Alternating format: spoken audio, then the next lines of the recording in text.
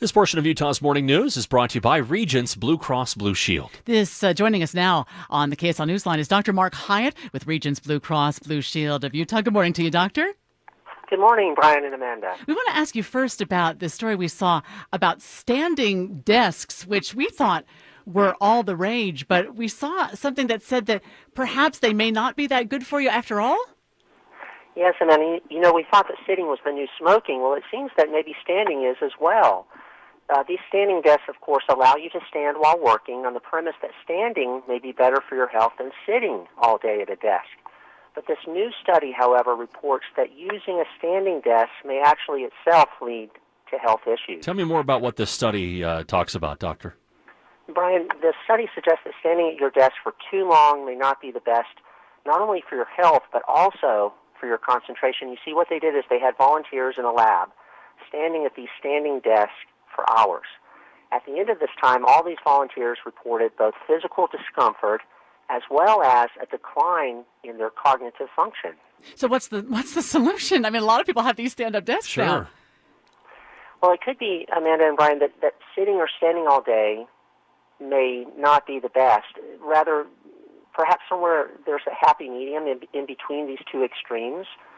And so it may be best to avoid these extremes of sitting or standing exclusively and rather just simply take periodic breaks throughout the workday. And that means, take a break to stretch, to exercise, or walk around. Yeah, moderation in all things, right? Okay, let's talk about this magic solution that's called saline. Many hospitals use, saline for patients, but I guess there's some new research that suggests there could be, a better fluid?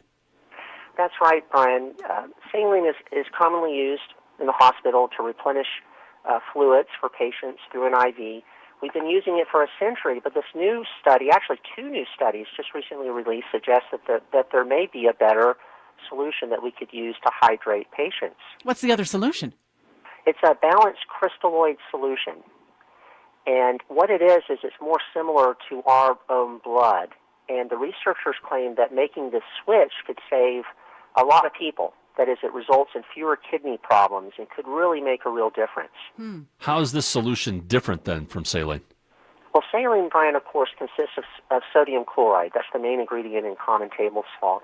But the other solution contains several additional ions, including calcium and potassium.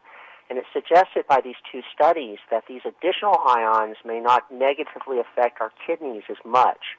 And so thus we can avoid metabolic problems thereby. We're always developing ways to help us do things better. Yeah. It's always good to talk to you, Doctor. Thank you for your time. This portion of Utah's Morning News brought to you by Regence Blue Cross Blue Shield. KSL News time is now 8:49.